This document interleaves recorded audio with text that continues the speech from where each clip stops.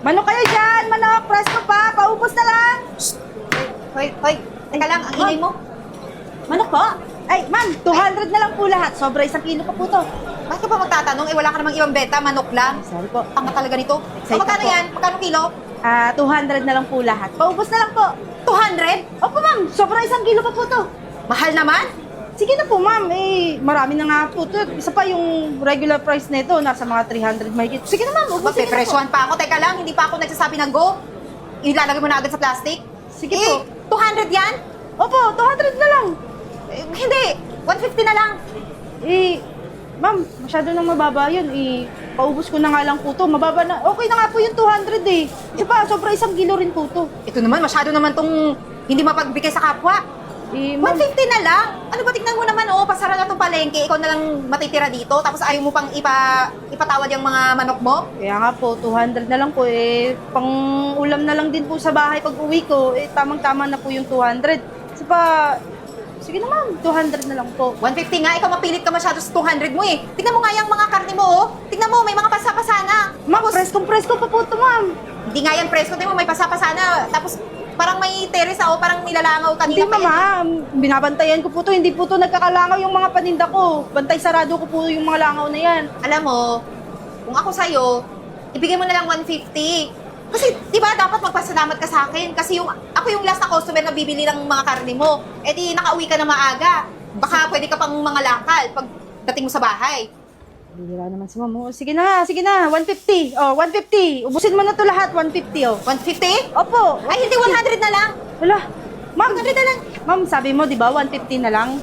Oh, Ito- iubusin ko na. Sobra 1 kilo po ito, ma'am. 100 Lugi na na po ako lang. sa 150. Ma'am, 100? Ma'am, okay ka lang po? Baka nilalagnat ka po. Ma'am, 150. Okay na ako sa 150. Sige na po. Alam mo ikaw, tanggapin mo na lang yung 100 na presyo. Alam ko naman eh, kayo mahihirap, yan lang yung gusto nyo, pera, di ba? Easy money, oh, bibigyan kitang 100, eh, nakauwi ka na, nakapahinga ka na. Ang pambihira ka naman. Kukunti na nga lang yung kinikita namin sa mga benta namin. Tapos sobra-sobra ka naman kung tumawad. Eh, akala mo naman ikaw lang yung maghahain ng pagkain sa lamesa nyo. Aba, pinapangaralan mo ba ako? Ang kapal naman ng mukha mo. Tingnan mo yung itsura ko kaysa sa itsura mo, ha? Sino mukhang marangal sa atin? Sino mukhang matino? Di ba ako? Ako yung customer, ako dapat ang nasusunod, hindi ikaw. Tingnan mo ikaw, nagbibenta ka lang dito ng mga pangit na karne. Mabuti nga, bibili pa ako sa iyo eh. Ma'am, tama na po yung panlalait nyo eh. Kung gusto nyo naman po palang 100 na lang eh. Sige po, bigay ko na lang po sa inyo. Bigay? Bigay, sabi mo? Ma'am, bibigay ko po sa inyo 100 na lang po. Hindi, sabi mo bigay eh. Ma'am, Akin na to. Ma'am, grabe ka naman, ma'am. Huwag ka naman ganyan, ma'am. Mamamasahe pa ako pag uwi. Eh, wala akong pakialam kung mamasahe ka o maglakad ka. Ang importante sa akin, may pang-ulam na ako. Ma'am naman, parang awa mo na, ma'am. Masyado ka ha? Teka lang, dahil sa ginawa mo sa akin ha, pagpapahiya. Tingnan mo yung mga tao dito, nagtitinginan. Officer! Officer! Officer! Officer, bilisan niyo! Ma'am! Officer! Ano po yun? Ay! Ito po kasing tinderan to eh! Bumili po ako nitong karning to, tapos nabigay ako ng 500, tapos ayun yung ibigay yung sukle! Ma'am, wag po kayo. Officer, wag po kayo maniniwala, ma'am. Pinatawad ko na po siya ng mga manok ko eh. Ma'am, sobra naman po yung sinasabi niyan. Officer, wag po kayong maniwala. Alam niyo po ba, pinresuhan niya ako ng 500, eh, kalahating kilo lang po to, tapos yung sukle ayaw niya ibigay sa akin! Suklian lang yan. Huwag niyo ako bigyan ng problema. Ma'am, hindi po.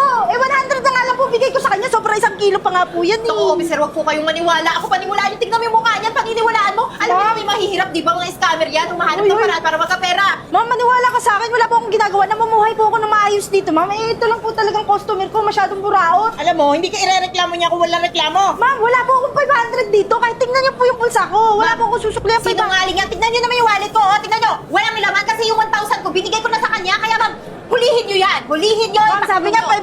Ngayon 1,000 na naman. Eh, ako nagro-ronda ha, para lang may content pang isda kami.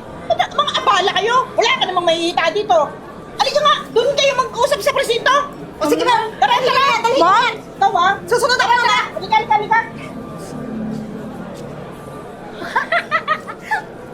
Na-scam. Buti kasi. Ma'am, wala po talaga akong ginagawang masama. Hinihintay na rin po ako ng mga magulang ko dun sa bahay. Tapos uuwi ako na ganito, ibabalik ako sa kanila. Ma'am, maawa po kayo, ma'am. Alam mo, lahat na nagpupunta rito, yan ang yan ang sinasabi. Ganyan ang senaryo. Laging wala siyang kasalanan, laging walang ginagawa. Eh kasi ma'am, officer, alam nyo, ganyan talaga yung mga modus sa mga mahihirap. Magpapasimpatiya, tapos irarason yung pamilya niya para maawa, para makuha yung loob ng mga officer, para hindi sila ikulong. O ngayon, dahil ginawa mo tong problemang to, kakaharapin mo to. Ha? Alam mo yon? Alam mo yung ginawa mo pagpapahiya sa akin? Tapos ang scam pa sa akin? Tapos ito, titiisin ko na nga lang itong bilhin kasi wala nang ibang karne doon sa palengke. Kahit bulok na tong paninda mo. Uy, ma'am, huwag po kayong magsasalita ng ganyan. Hindi po ganyan yung ginagawa ko dahil pinapakain ko po sa pamilya ko yung mga kinikita ko. Hindi po ako ganyan. Alam mo, pagka ganyan na ganyan, maigi pa makapag-reglo ka na lang dito. Baka sakaling mapag-usapan nyo. Ma'am, wala po akong pera ibabayad sa kanya, ma'am. Kunwari ka pa eh. Ang dami mo na na-scam. Kaya ngayon, ang gusto kong mangyari, Chief, bayaran niya ako ng 100K. Ha? 100K, ma'am? Eh, hirap na hirap pa nga akong kumita ng ganyang kalaki sa isang araw. 100K pa? Hoy, ang laki ng ginawa mo sa akin, damage ha? Yung pagpapahiya mo sa akin, ang scam ka pa. O, pag nanakaw yun, hindi mo ba alam? At saka, yung 100,000, pag napakulong ka, ang abala sa'yo, hindi 100,000, tapusin nyo na yan. Huwag yun naman po akong ikulong. Wala rin po akong ganyang halaga. Yung mga magulang ko, may mga sakit po yun eh. Walang ibang mag-aalaga sa kanila. Kaya nga po, nagmamadali na po ako umuwi. Kaya, Alam mo, pinapaubos ko na po yung manok. ang dami mong sinabi. Ibigay mo na ngayon para makauwi na ako, maluto ka na ng bulok mo na karne. Ay, Oh, eto, Chief. ano yan, magre-reklamo rin? hindi po. Sino ka ba? Ha?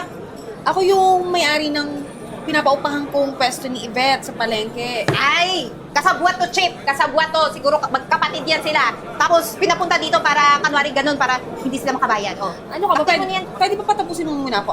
Ganito kasi yung Chip. Kasi nakita ko lahat ng pangyayari.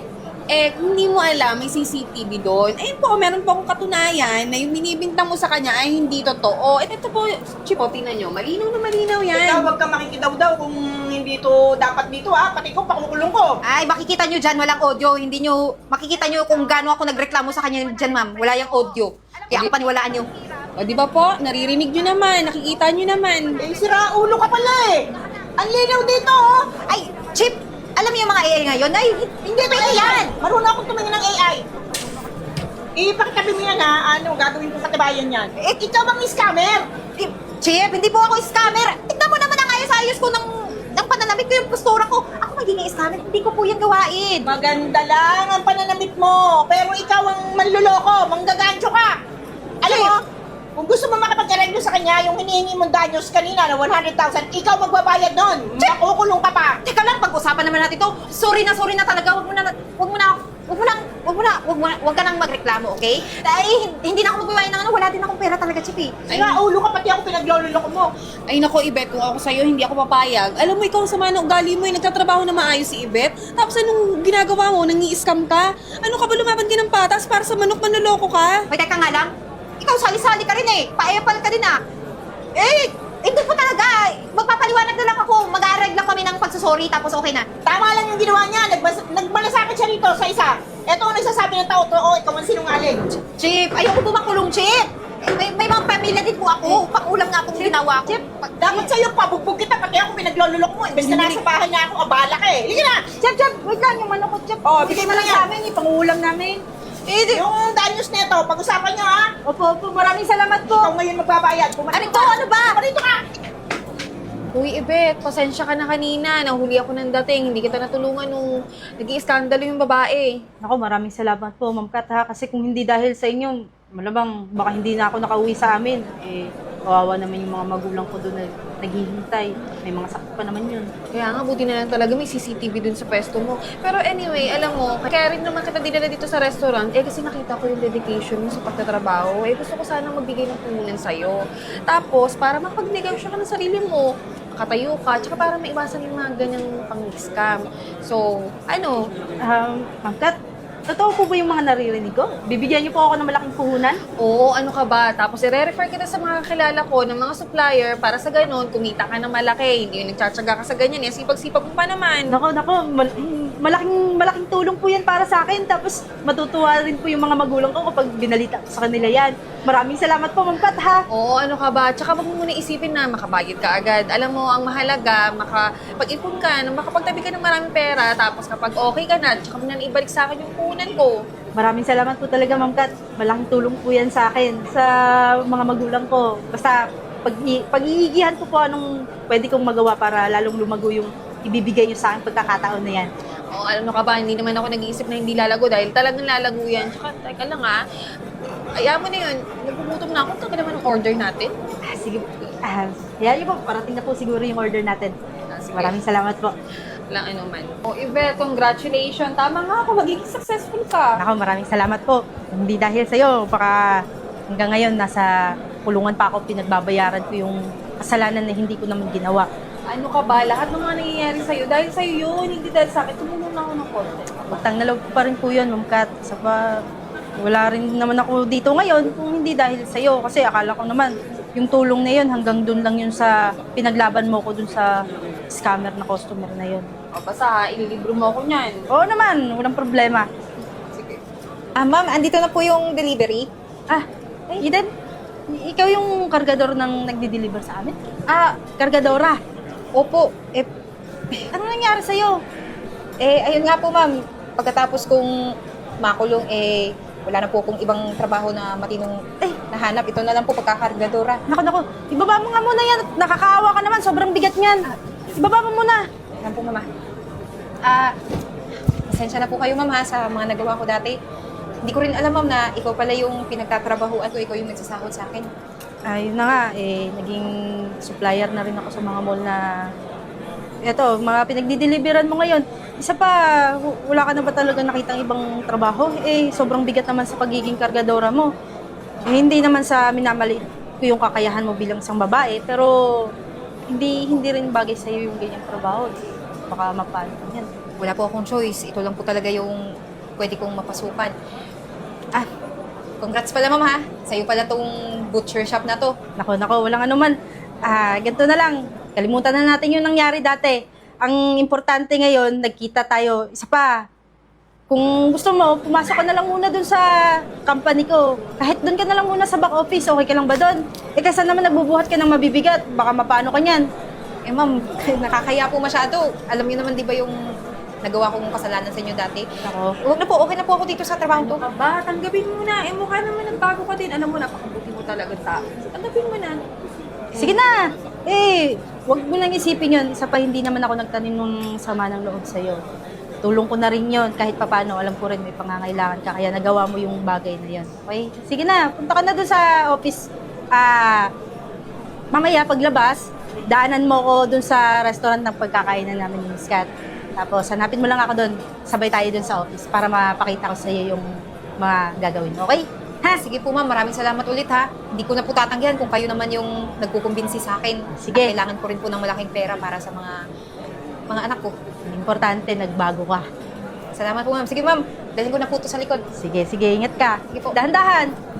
Saglit lang po mama.